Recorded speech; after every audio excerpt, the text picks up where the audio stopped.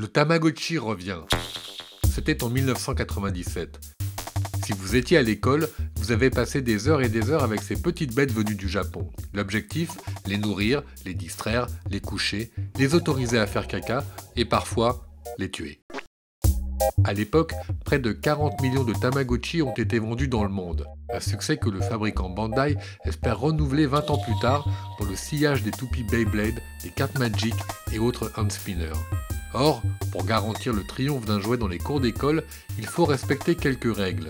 Première chose, le prix. Il doit être autour d'une dizaine d'euros. La raison est simple, les gamins doivent pouvoir se l'offrir avec leur argent de poche. Deuxième critère, quand la récré est terminée, on doit pouvoir vite le ranger dans la poche. Et cette idée fondamentale date des années 50. L'idée géniale, ça a été de créer quelque chose qui s'appelait les voitures Matchbox. Pourquoi? Parce que c'était des voitures si petites qu'elles pouvaient tenir pratiquement dans une boîte d'allumettes, une petite boîte d'allumettes. Et d'ailleurs, le fabricant avait eu l'idée astucieuse commercialement de créer des boîtes de ces petites voitures qui avaient aussi l'aspect d'une boîte d'allumettes. Ensuite, troisième caractéristique, ces jouets sont généralement collectionnables, surtout côté garçon, selon ce spécialiste. Les garçons sont beaucoup plus, de manière générale, collectionneurs que les petites filles. Et là, pour des raisons bien simples, un garçon, pour s'affirmer, il a besoin de posséder. Je suis compétitif, je veux faire voir que j'en ai beaucoup.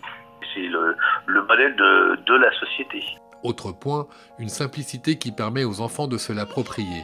Reprenons l'exemple du Tamagotchi d'aujourd'hui. En fait, le besoin, l'expérience de jeu, le fait de l'éduquer, de s'agrandir, de le voir se transformer, etc., elle est perçue comme étant toujours valide. Et ils jouent effectivement, les enfants, avec les tablettes, ça, mais ils n'ont pas forcément toujours une tablette à eux. Et le Tamagotchi, c'est vraiment quelque chose qui va être... Donc même si c'est moins élaboré, technologiquement, une capacité de se l'approprier par les enfants qui est pas négligeable. Enfin, dernier facteur, la saison. En général, c'est plutôt autour de septembre et vers janvier-février que les fabricants lancent ces produits. À de rares exceptions, comme les cartes Pokémon, les modes de cours de récré durent en général entre 3 mois et 1 an. Mais elles reviennent régulièrement. Les cartes Panini, les billes, les toupies Beyblade et maintenant les Tamagotchi. Et dire que quand on sera grand, on sera aussi bête qu'eux.